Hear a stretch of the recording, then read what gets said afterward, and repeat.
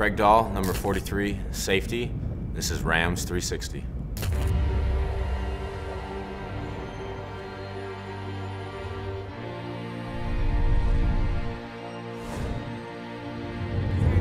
It's about chemistry, it's about hard work, it's about putting the team together.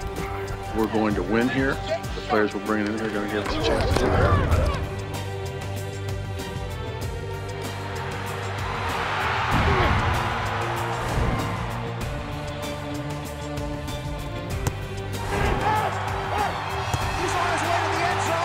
A diving interception, and this crowd on its feet and loud at the Edward Jones Dome.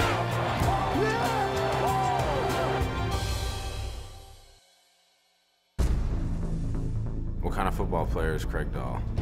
I tend to be more of a hustle, kind of, try to cover up anything in front. I tend to use the analogy of a shepherd watching his flock. Being a free safety in this defense, you kind of got to be the protector of everything in front of you. And, I pride myself on my ability to tackle in the open field. It doesn't always fall my way, but more times than not, I'm getting those elusive receivers or those running backs that hit a gap down in the open field. I played college football at North Dakota State. I played strong safety and free safety there, along with pretty much all the special teams. North Dakota isn't necessarily known for great football, but I think our program is definitely on the map now, having won a national championship last year, and beating the likes of Minnesota, Central Michigan, Ball State, Kansas, just coming up big against the 1A big-time opponents that they put on our schedule. The transition from college to the NFL was a big step for me. Definitely as a rookie, there's a lot to learn. You're expected to, be on top of your game from day one when they put you in. And being a free agent, they usually don't count on you a whole lot to make the roster and to make an impact on it. From the Giants, I was released coming off my second straight year with the knee injury, requiring surgery, and so I went back and focused on school and rehab that year, and then I got a call when Coach Spagnuolo took over as the head coach of the Rams, and I got an opportunity to come down for a workout and a physical, and was just blessed with another opportunity to play the game. And still very young and not playing a whole lot of defense in my career yet.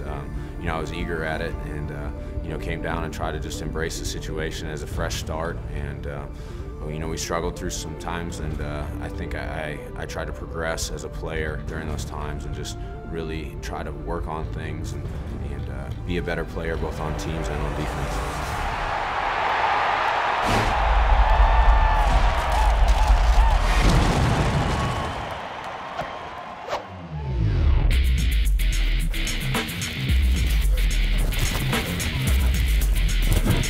Oh my God! Say it ain't so, Chase.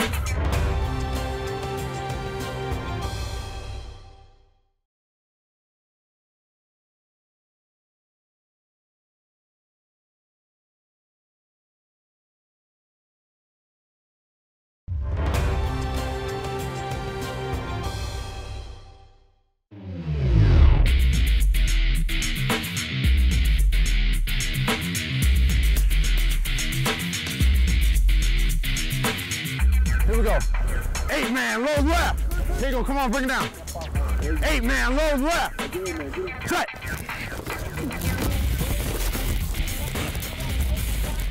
Practice is about 2 hours long. We start out with special teams. Cut. The main focus there is on getting their looks and their schemes down at somewhat of a game tempo. Oh my God! Say it ain't so, Chase. He's not on his gas today. You shake him. Oh, got him bad right here. Look at that divot. You never simulate the speed you're going to see on Sundays in a practice, but just getting things worked out as far as communication and new concepts you're going to install and new schemes you're going to run that week. And so that's kind of the start of practice. Then we move into individual on defense. Go.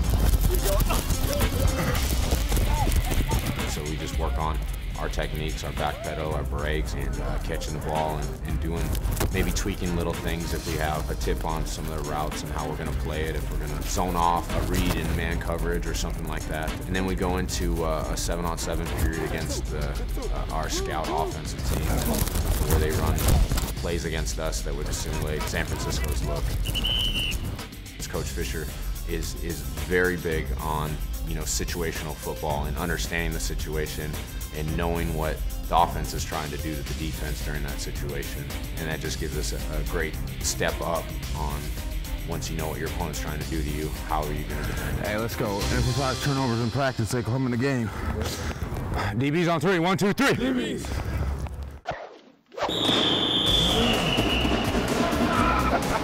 This guy's such a cheater.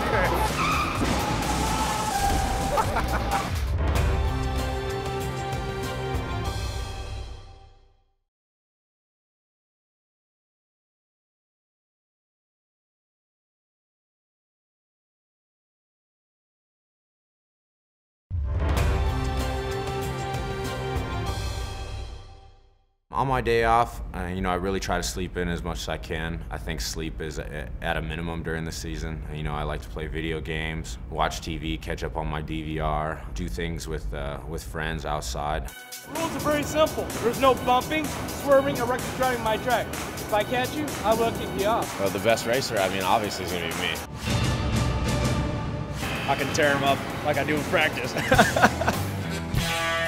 Who is Greg Zerline? Tell me. Our moment of glory is almost at hand. I like to go into things prepared. I think I'm ready to go. See the man, he's tricky.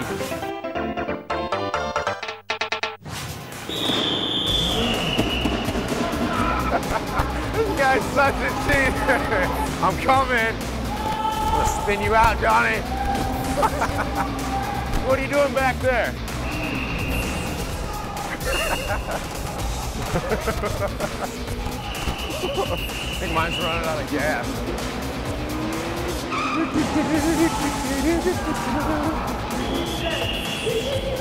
Greg, I'm coasting.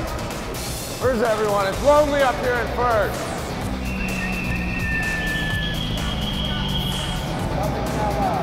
No, we're not bumping, just rubbing.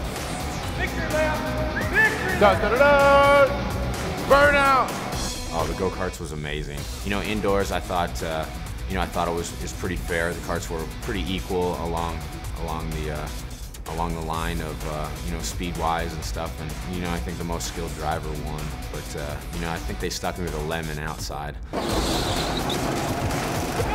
car! He's cheating!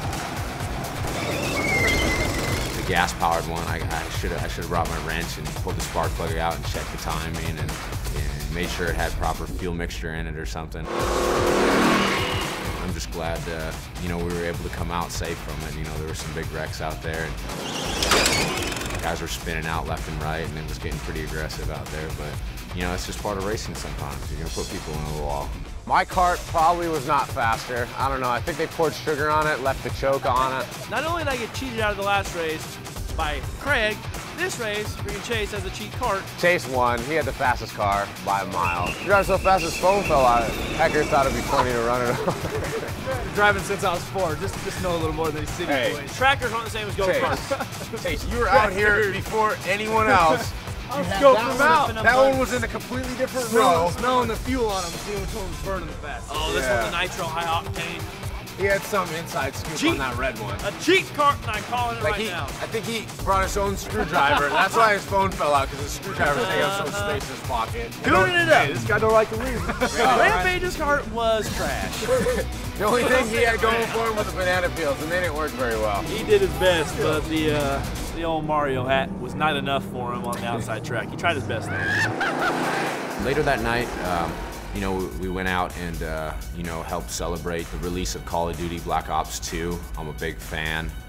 That's one of the main games I play other than, a Madden or a Tiger Woods. I have a lot of friends that enjoy playing it, so we link up online and play it. But, we got to go out and play some fans and some fans of Call of Duty and, talk a little trash. And, we got beat a couple times, but we rallied and came back and, claimed our ground there at the GameStop.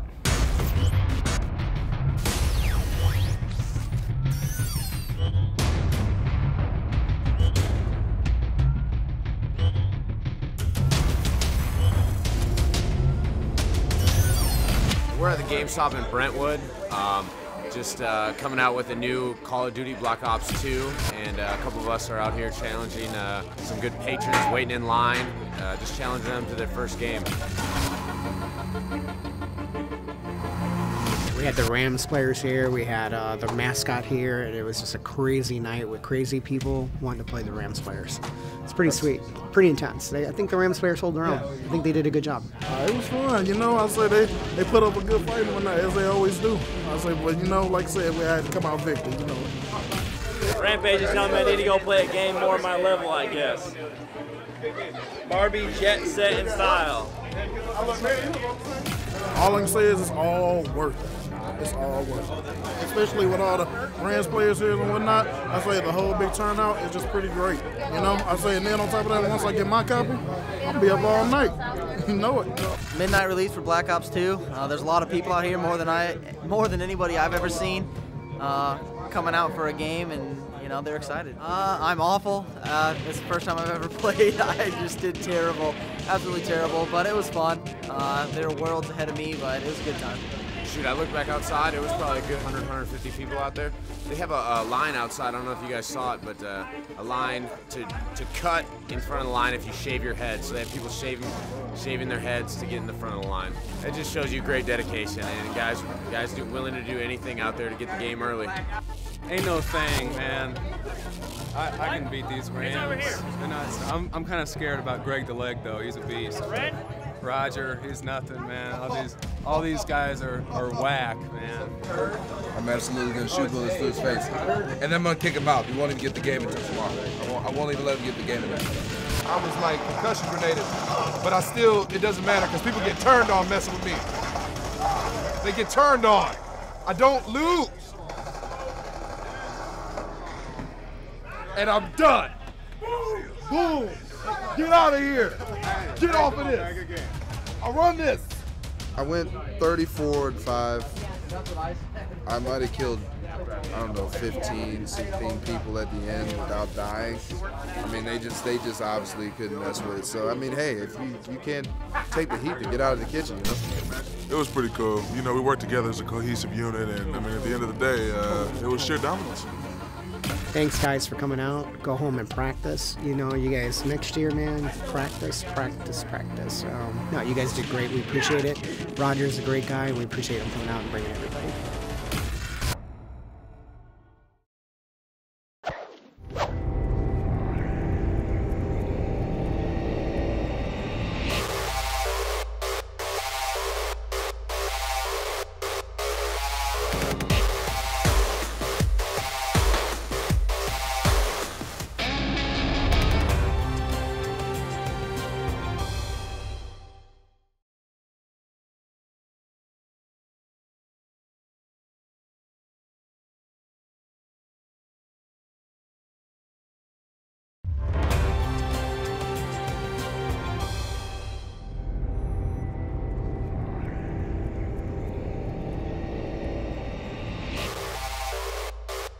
Travel is a big thing for us, especially when we go to the West Coast. You're in a different time zone, you're away from your family. It's just, you know, a change for us, but I think the organization does a great job just making it very easy, having a set schedule for you, you know, having the meals ready for you. And so it kind of eases you into that transition. And San Francisco, I mean, they have a great fan base. I mean, it's a hard place to play in. Their crowd gets behind them. It's just enemy territory. Being colorblind, it's kind of hard to pick up, you know, the differences in a dark green versus a dark red, and it seems to blend to me. The contacts are made to just help colors. It seems that red really stands out when I wear them. You know, I just wanted to make sure that I had every advantage for this game that I possibly have. Trying not to get myself too hyped up, I would say, is the biggest thing. You know, I listen to a little mellow music to start, you know, just get everything, you know, in my locker just out and make sure I have everything that I need for the game, and then I'll start getting dressed, and then I kind of have the ritual of putting on, you know, just about anything on my lower body that I'm gonna wear for the game, and then go out there and go out to the field about 2 hours before the game starts. Turn up! Hey, we all know what this game's about. Let's go, let's rise to the occasion here. DB's on 3, 1, 2, 3. DB! Then I get into my warm-up routine. It takes about 20 minutes, 30 minutes. You better tighten all them straps. Put your mouthpiece in. I hear those pads. Let's go. All in. Get a good sweat going and then come back in the locker room, and before you know it, you got your shoulder pads strapped on and the eye black on and the red contacts in, and you're ready to go and you're out there.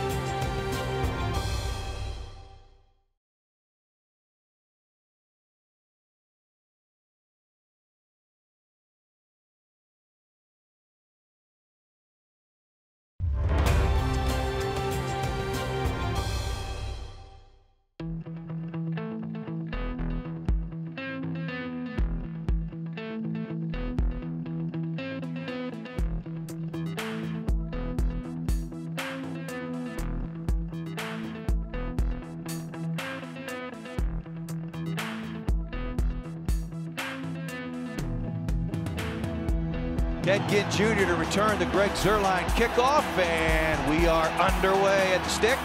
It is returnable by Ginn, 9 yards deep up the left sideline, 10 to the 15, hemmed in as he crossed the 15. Hey, D-line, eat. Second and short. Go back, go back, go back.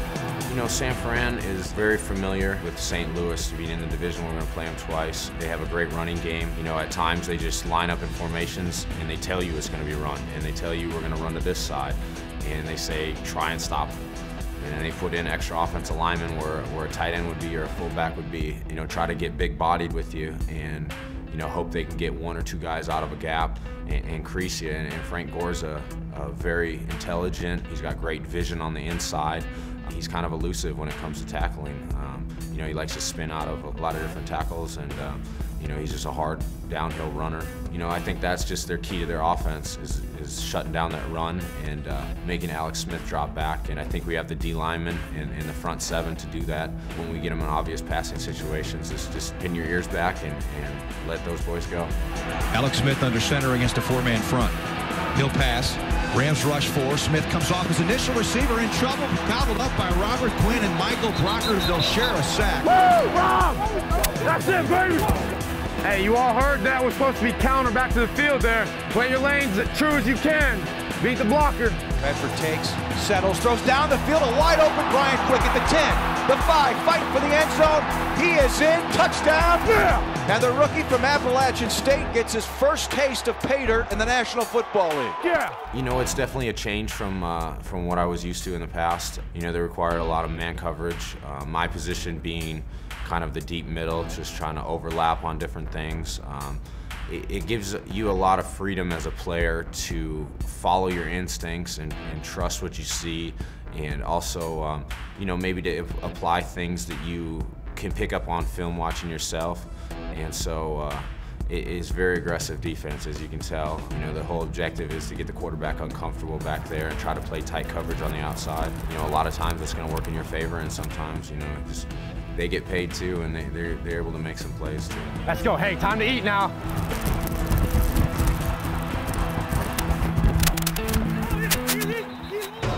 He'll get the handoff. Off right tackle, tries to turn the corner, will. 35, 40 upfield, 45, it's a foot race, 50.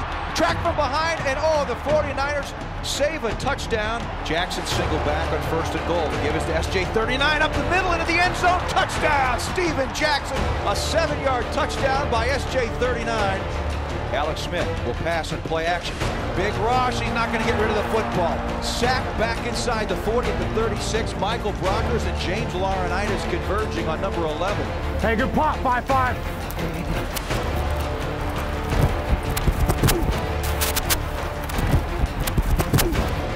Hey, JD, way to be smart, man. Sam backs away, play action, big block from Steven. The toss is a touchdown pass. That's it. Austin Pettis from Sam Bradford. That's how we do. Hecker will take the snap about 5 yards deep from him. It's a fake, and he throws right side. It's caught by Rodney McLeod. What a call by Jeff Fisher. You talk about guts. Johnny! Johnny Hecker puts it down. Zerline's kick is up, and he rifles it through the uprights. 49ers rush for it. Bradford. He dumps it short for Jackson. Got to fight for a first down. Takes on tacklers, and Patrick Willis will hold him up. Nope, they're going to get a first down. Steven Jackson got some help. Still fighting with his helmet coming off, and the entire Rams sideline is going crazy in support of Steven Jackson's effort on that third down. Whoa! That's it! I see you! I see you! Throws the middle. What a catch by Danny Amendola at the 41-yard line. Had a man all over him. Hey, we at the Amendola show right now. Andy Lee to put it down. Snap is back. Ball is down. Kick is away. It's on its way. And it is no good. He missed it. He missed it. David Akers misses from 41 yards out. He pushed it wide left. Yeah. Woo. Sam takes, retreats, steps up in the pocket, throws, caught, and fighting out of bounds. The game is over. Brandon Gibson made the catch at the 49 of St. Louis, but the time runs out in overtime. And the Rams will settle for a 24-24 tie.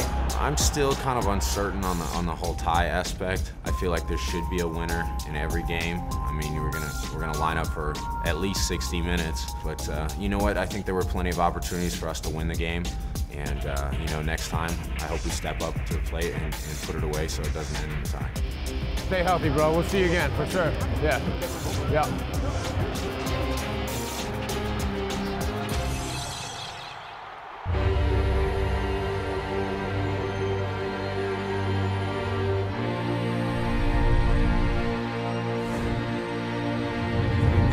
It's about chemistry.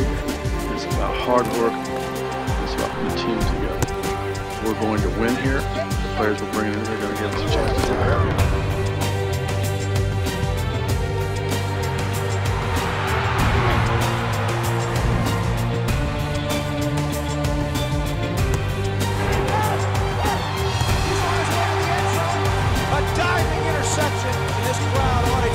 Rams 360 is brought to you by Unequal Technologies, maker of the best sports protection on the planet. From head to toe, Unequal protects. An RBN production.